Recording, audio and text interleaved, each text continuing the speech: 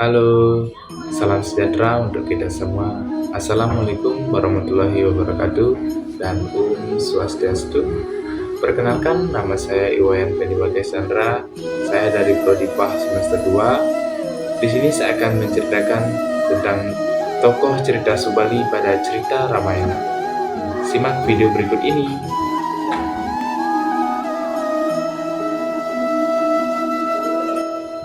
Subali merupakan kakak dari Sugriwa.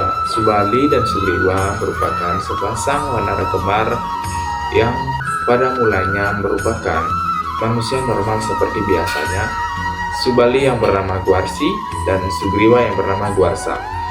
Subali dan Sugriwa memiliki kakak perempuan yang bernama Dewi Anjani.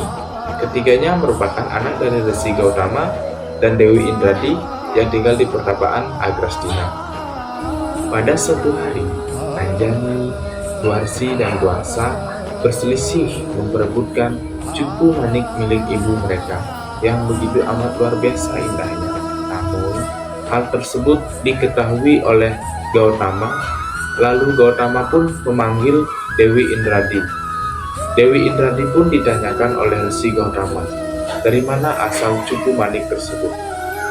Namun Resi Gautama sebelumnya sudah mengetahui jika cupu manik tersebut merupakan benda dari kayangan yakni milik Betara Surya yang bernama cupu manik Astagina. Dewi Indradi yang ketakutan terdiam dan tidak mau menjawab pertanyaan dari Resi Gautama. Lalu Resi Gautama merasa dikhianati oleh istrinya tersebut. Resi Gautama pun mengutuk istrinya menjadi tubuh. Lalu ia melempar tubuh tersebut sejauh-jauhnya sampai di perbatasan kerajaan Alengka. Meskipun kehilangan ibu mereka, Anjani, Gwarsi, dan Gwarsa tetap saja memperebutkan cupu Astagina tersebut. Gautama pun membuang cupu Astagina tersebut tanpa sepengetahuan siapapun, dan cupu Astagina tersebut jatuh pada tanah kosong dan berubah menjadi sebuah telaga. Gwarsi dan Gwarsa mengira bahwa cupu Astagina tersebut jatuh di telaga tersebut dan mereka berdua menceburkan diri ke dalam telaga tersebut dan berubah wujud menjadi seekor wanara atau kerang kembar. Lalu Dewi Anjani yang merasa kelelahan dan merasa kepanasan segera mencuci muka ke dalam telaga tersebut. Seketika wajah Dewi Anjani pun dan lengan Dewi Anjani berubah menjadi wajah dan lengan kerang. Setelah kejadian tersebut, Anjani, Gwarsi, dan Gwarsa menghadap Resi Gautama dengan perasaan sedih hati. Ketiga saudara tersebut diperintahkan oleh Resi Gautama untuk melakukan pertapaan penyucian diri. Dewi Anjani bertapa di telaga Madirda dengan gaya berendam telanjang seperti seekor kakak. Subali dan Sugriwa bertapa di gunung dan hutan Sunyapringga. Subali dengan gaya bergelantung di pohon seperti seekor kelelawar. Sugriwa bertapa dengan gaya mengangkat kakinya sebelah seperti seekor kijang. Perselisihan antara Subali dan Sugriwa bermula ketika kedua wanara bersaudara ditugaskan untuk melakukan penyucian diri sesuai dengan petunjuk ayah mereka. Pada saat pertapaan berlangsung, datanglah Batara Narada yang diutus Batara Guru untuk meminta bantuan dalam menumpas musuh kayangan, yaitu Mahesasura, Raja Goa Kiskenda. Subali dan Sugriwa pun berangkat. Subali masuk ke dalam istana Kiskenda yang terletak di dalam goa. Subali berpesan kepada Sugriwa, jika kelak mengalir darah merah keluar goa, berarti Mahesasura tewas. Namun, jika yang mengalir darah putih, berarti dirinya lah yang tewas.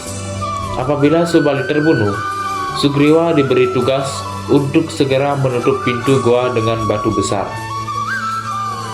Subali pun masuk ke dalam goa, di mana terdapat istana Kiskenda yang sangat indah. Di sana ia bertempur melawan Mahesasura yang dibantu oleh kedua pengawalnya bernama Lembusura dan Jatasura.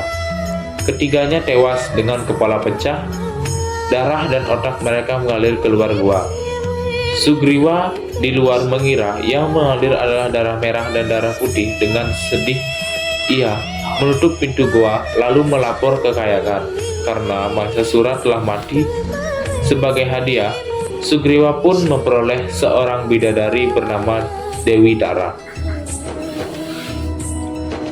Subali yang ditinggalkan oleh Sugriwa di dalam gua pun merasa dikhianati oleh adiknya itu. Dan Subali pun berusaha menyelamatkan diri dan keluar dari gua tersebut. Di tengah perjalanan, Subali pun bertemu dengan Sugriwa dan Dewi Tara. Subali dengan perasaan marah menghajar adiknya tersebut tanpa ampun. Subali pun menganggap bahwa Sugriwa sengaja menutup goa tersebut karena ingin mendapatkan Dewi Tara. Narada turun, melerai dan mengisahkan apa yang sebenarnya terjadi. Subali sadar dan meminta maaf. Ia merelakan Tara menjadi istri Sugriwa serta menyerahkan tahta Kiskendha peninggalan Mahasiswa kepada adiknya itu. Subali memilih menjadi petapa di Gunung Sunyapringga atas jasa membunuh Mahasiswa. Betara guru memberinya anugerah dalam bentuk lain, yaitu ilmu kesaktian yang bisa membuatnya tidak bisa mati, yang bernama Aji Pancasona. Subali bersahabat dengan Rahwana, yaitu raja raksasa di kerajaan Alengka. Pada mulanya, mereka berdua sempat bertempur karena Rahwana ingin menguasai kerajaan Kiskendha, namun Rahwana kalah dengan Subali dan Subali mengampuninya dan menjadikannya tenang. Rahwana pun berguru kepada Subali. Dengan kemampuan sandiwaranya, Rahwana berhasil meyakinkan Subali bahwa dirinya sudah bertobat, dan Subali pun mengajarkan kepada Rahwana ajian Pancasona. Subali pun menasihati kepada Rahwana jika menggunakan ilmu tersebut pada jalan kebenaran. Rahwana telah memperoleh ilmu baru, berniat melanjutkan aksinya untuk menguasai dunia. Terlebih dahulu ia berusaha menyingkirkan Subali yang dianggapnya sebagai penghalang. Ia pun mengirim pembantunya yang bernama Marica untuk menyamar sebagai pelayan Tara.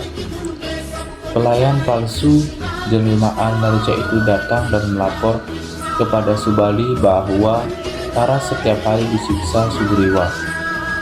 Konon Sugriwa juga mengungkit-ungkit nama Subali setiap kali menyiksa Tara. Subali marah mendengar laporan tersebut. Ia pun mendatangi Sugriwa di Kiskendha. Sugriwa dihajar tanpa ampun. Tubuhnya dilemparkan sampai jatuh dan terjepit di sepasang pohon asam kembar di puncak gunung Reksyamukha. Subali pun kemudian menetap di kerajaan Kiskendha serta menikahi Dewi Tara. Dari perkawinan itu kemudian lahirlah putra dari Subali yang bernama Anggada. Perselisihan yang kedua antara Subali dan Sugriwa yaitu sejak awal Subali sudah menjadi raja di kerajaan Kiskendha, kemudian datang seorang raksasa bernama Dundubi yang menantangnya adu kesaktian. Dalam pertarungan itu, Dundubi berhasil dikalahkan. Ia melarikan diri sampai ke gunung Reksyamukha, tempat pertapaan Resi Matangga. Di pertapaan itu, Subali membunuh Dundubi. Resi Matangga marah karena pertapaannya dikotori. Ia pun mengutuk Subali akan mati jika berani menginjakkan kaki di gunung Reksyamukha. Subali kemudian bertemu dengan saudara Dundubi yang bernama Mayawi. Keduanya pun bertarung. Mayawi kalah dan melarikan diri ke dalam gua. Subali terus mengejarnya. Sugriwa ikut mengejar, namun menunggu di luar gua. Ia mendengar suara raungan kakaknya dan melihat darah mengalir keluar gua. Sugriwa sedih dan mengira Subali tewas. Sugriwa kembali ke Kiskendha dan didesak rakyatnya untuk menjadi raja baru menggantikan Subali. Tiba-tiba Subali muncul.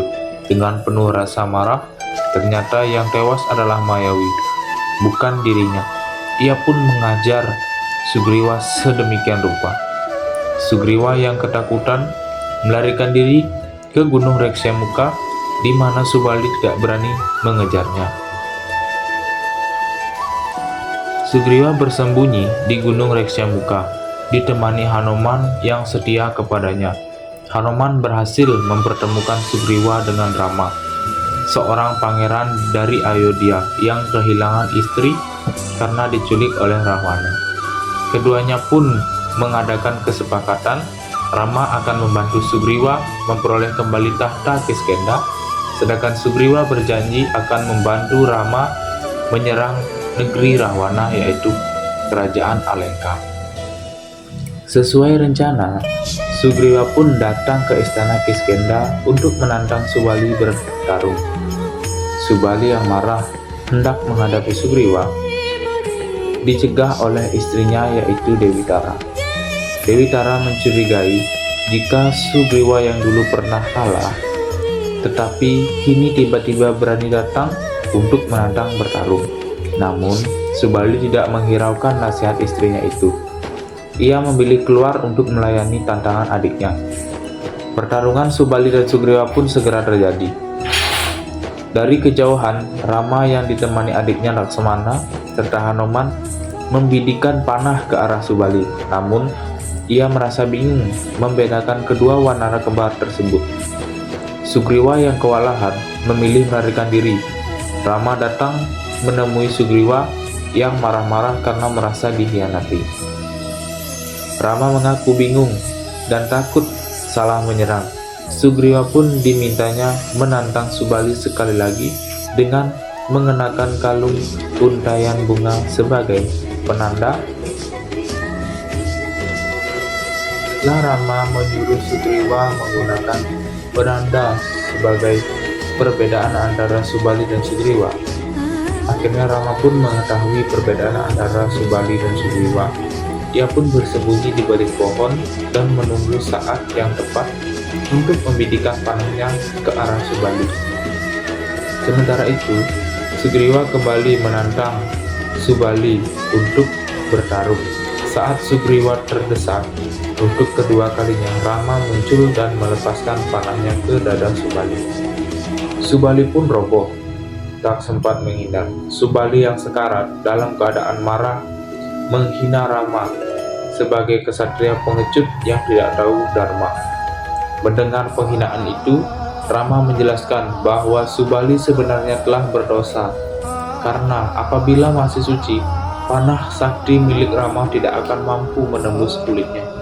Bahkan, senjata tersebut akan berbalik menyerang Rama. Setelah mendengar penjelasan yang panjang lebar dari Rama, Subali menyadari dosa-dosa dan kesalahannya kepada Sugriwa. Ia pun meminta maaf dan meminta agar Sugriwa merawat putranya yang bernama Anggada dengan baik. Subali juga merestui Sugriwa menjadi Raja Kiskendha. Setelah itu, ia pun akhirnya meninggal dunia. Baik, sekian video dari saya. Apabila ada tutur kata yang salah dari saya mohon maaf. Saya tutup dengan wassalamualaikum warahmatullahi wabarakatuh. Salam sejahtera untuk kita semua dan Om Santi Santi Santi.